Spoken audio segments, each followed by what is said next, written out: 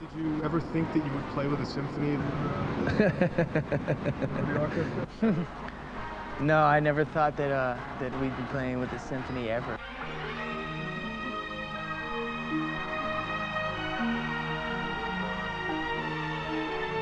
It's not something that ever really entered my mind, like a dream type of thing. I think purists would argue that am I playing classical music?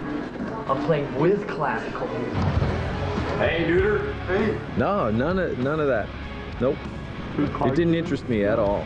There were some classical guitar players, you know, that were playing, you know, Bach pieces that at one point I, you know, had my Spanish guitar. I thought I was really good, you know, but at the end of the day, you know what feels best. Yeah. You play what you play, man, and that's big fat guitars.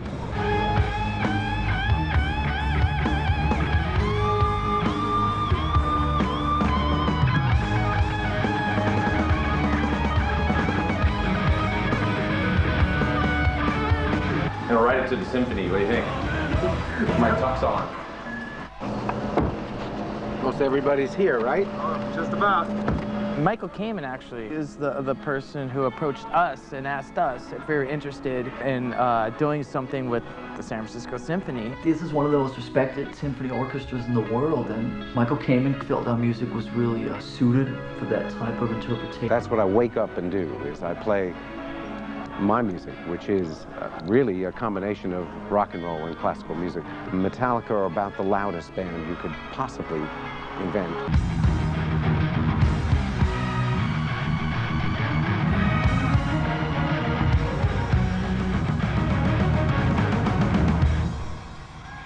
I wasn't sure what to expect. I kind of thought it was going to be where he just, you know, deciphers the Metallica music and kind of the rigidity of the riffs and the 4/4, 8/4, you know, all these things, and kind of just enhance those parts and go along with us, and I didn't know how else to hear it. There's plenty of skeptics out there.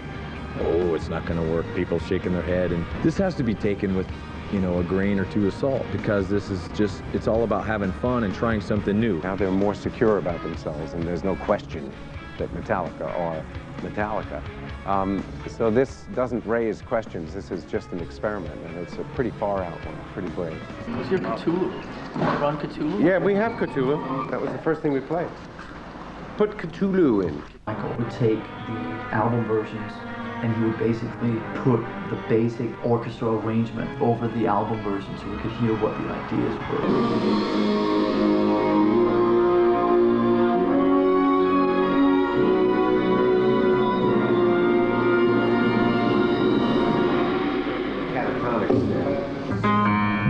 Working with Michael Kamen is just like working with another person who's in the band, and for all intents and purposes, he is in Metallica for this project.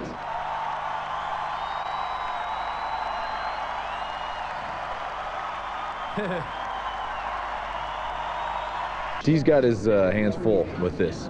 You know, it's pretty interesting, and I don't know how in the hell he does it. He's up there, you know, making little things in the air. All I know is when he makes the pentagram, that's when I come in. You got everything you need there, Mike? It was a good working relationship, you know, where Michael was coming from, and the opportunity to work with him, not just do the project with any guy. You should go over the two new songs. I think we felt that there would be another level of excitement to the project if there would be some material that was not just foreign to them, but also foreign to us. Don't it feel right like this? All the pieces fall to his will. No Leaf Clover, that's been sitting around on tape for 2 years or more. It has a certain melancholy and dementia at the same time because of the way the tone that James chooses and the way the dynamic each time it comes around. But at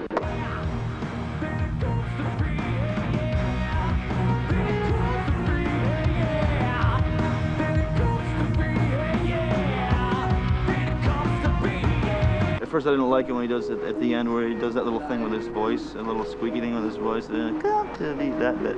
But now I find myself just, it comes to my head, so it's catchy. It wasn't written for the orchestra, but I think it's the best one that will lend itself to, you know, have them add at least a new dimension to it. playing 2 new songs, No Leaf Clover and Mine is Human. It's just some big, fat, heavy, ugly song that we thought was fitting for here to rumble the place a bit. It's very like Fu Manchu and Caius, real simple, tuned down. Let the tones of the way the strings are neck, let that be the presence of the song. Sad But True gets close to that, kind of in the same taste, but nothing that's quite drawn back like that. It's real simple, riffed out with that overblown tone. We're in Berkeley Community Theatre. Metallica with 104 backup musicians. Metallica's taking up too much room. Look at all that. Where am I supposed to park? I think this is the perfect size. Intimate, not too huge. It's just strange looking up and seeing how small the PA looks. Not only are we here with the symphony playing and playing Metallica songs, but we're also on the very same stage that Jimi Hendrix. Definitely exciting, unknown, a little intimidating. Just in sheer numbers, you know, there's like 100 plus of them and 4 of us, you know.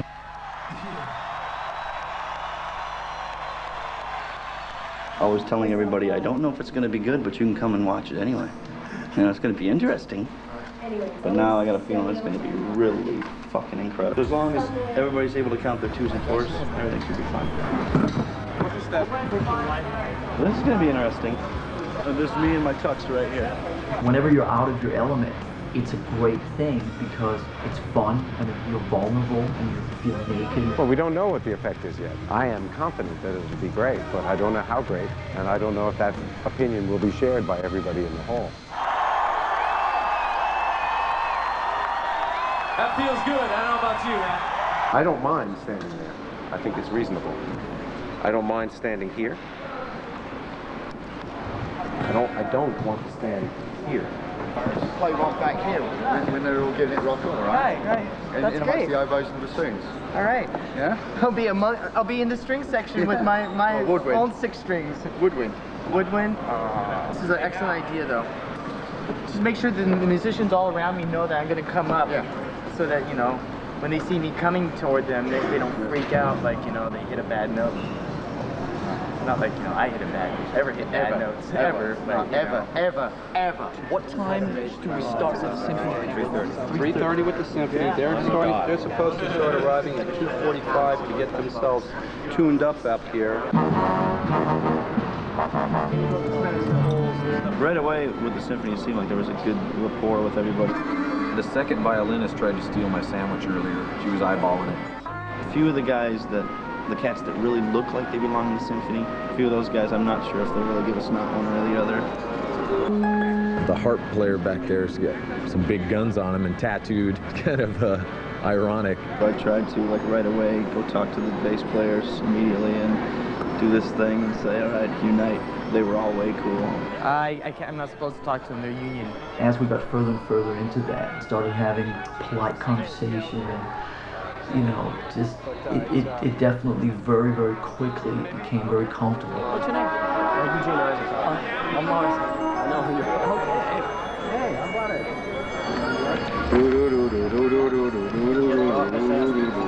It'll never work, man. Remember, this is a big secret project I was telling you about. What I thought I'd do, Lars, is start the rehearsal with Cthulhu, having them play it to you. Okay. Maybe you play a little bit so they get the beginning of a feel for what it's like to play with drums, and then we launch it. Only musical issue is just in our starts and stops, where there's a lot of things where we're just used to sort of feeling it. We're halfway through a song, and now we're just gonna start the next part whenever we damn feel it. Right. What I'd like to start with is the brand new version in the right key of the Call of Cthulhu. And I'd like to play it for the members of Metallica.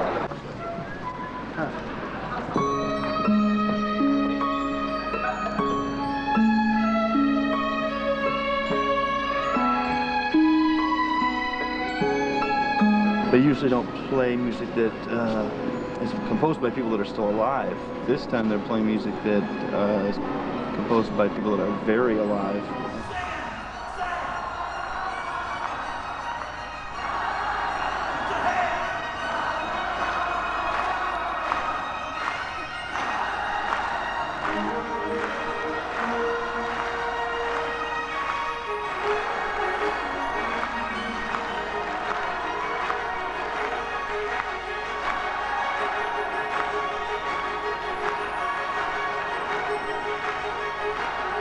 know, right there in their face at the same time.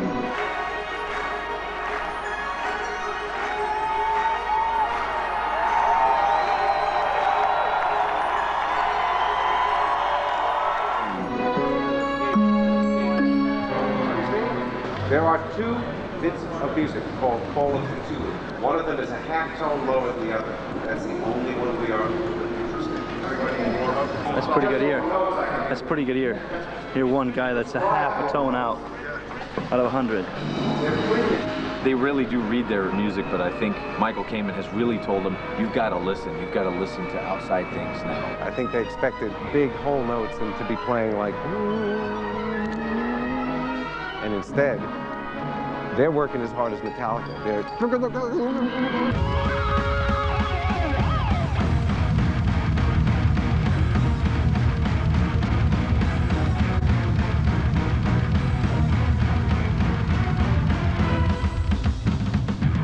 I can't hear too much of them in my ear monitors, but I know when the floor starts rumbling, something good's happening.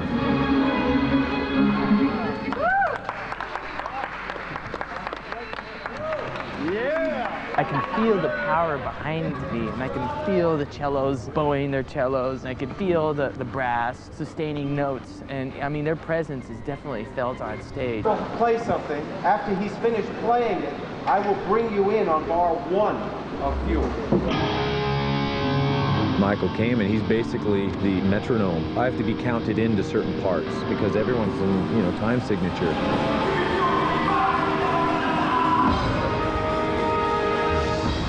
There are times live when things just hang. Oh, okay, I'll start the riff now, you know, but you can't do that. So that's a little difficult.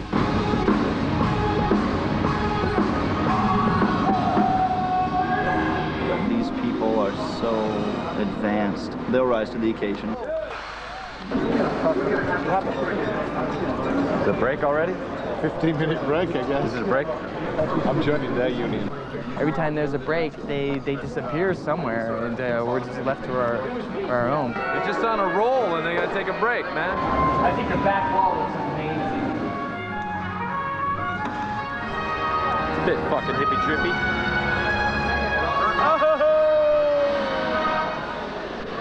It's all gone liquid now. When it clicks, it's mighty happening. So much love in this room.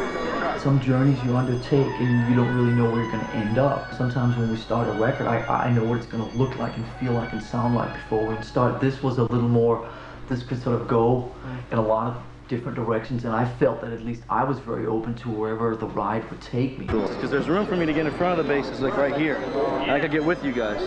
Well, you can come through here. I mean, I'll let you through here. For a while during the 80s, I was heavily into classical music. I listened to a lot of Bach, a lot of Handel, a lot of Scarlatti, a lot of Canon, a lot of Baroque music, which is very compatible on guitar. And a lot of classical guitar players play a lot of Baroque.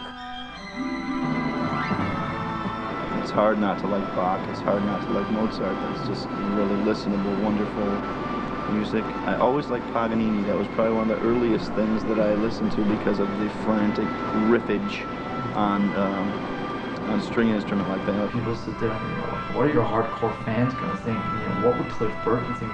Well, actually, you know, like, Cliff Burton would actually, like, really dig this because he was one of the four of us that actually sat there and studied classical music. Thank you.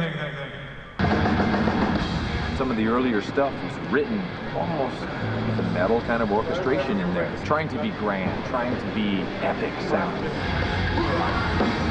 You know, all of that stuff was done innocently. Michael came and he says, well, don't you know that song's in 6, 7, 2, 3, 5, 8s, you know. I have no idea what you're talking about.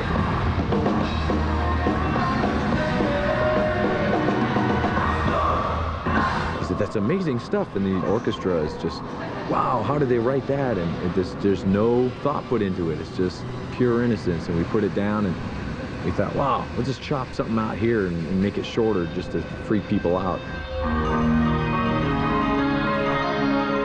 It was definitely something that Cliff brought into the Wanks, and in terms of some of the melodic aspects of you know, the Ride the Lightning and the Puppets albums and so on, definitely came from him.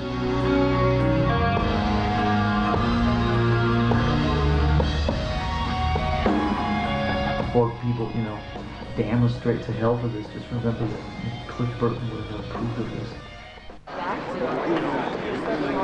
I think one of the key things for us was that we felt kind of, you know, juvenile, and I think that we earned their respect. I think that as soon as we had played a couple run-throughs of some of his first songs, I think they realized and we felt that it was pretty cool and that we were kind of sort of on even keel in a way, and that there was the same amount of respect coming from them to us as there was the other way.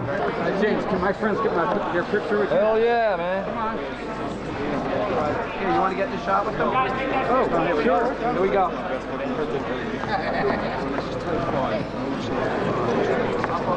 Move in a little closer. There you go. Thanks. All right. Thanks a lot. All right, man. It's cool. Okay, thanks a lot. Yeah, no problem.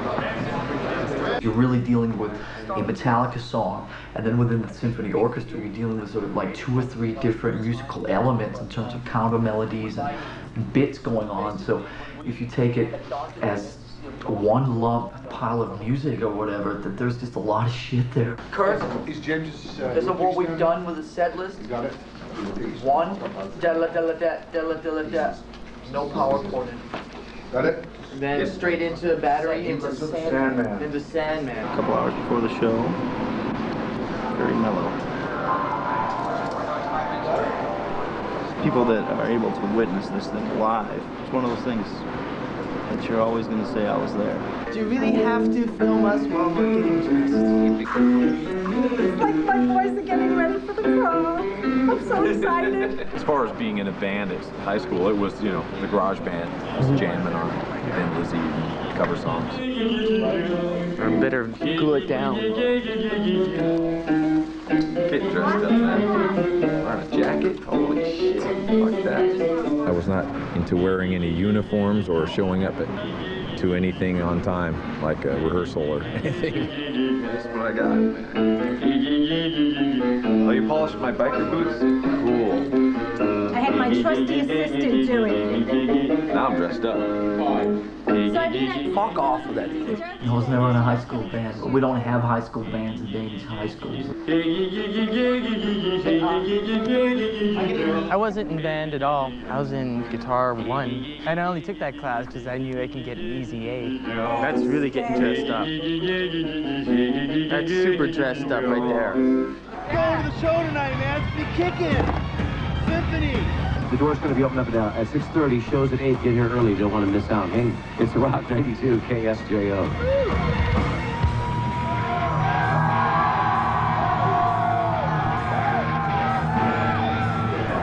Are they all gone?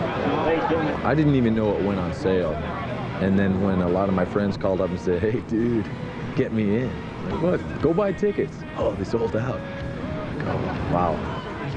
I'd like to see 2 worlds out there, you know. These symphony goers and then a Metallica, you know, greasy-haired fan of ours. All the way from Detroit. Are they handing out earbuds? I'm here for Metallica. What else, man? I usher at the symphony, which is one of the reasons I heard about the concert. I love Metallica, but I've always wanted season tickets to the symphony too. Then they're best of both worlds. Well, I was a little Metallica fan, a big symphony fan, and I like the 2 of them smashing together and kind of like, you know, atoms to make a really big thing. It's hard to decide how to dress tonight, right? You're not sure. Yeah. You know, usually in orchestra, you go to. I overdress. I feel like completely overdressed. Bonding with Metallica.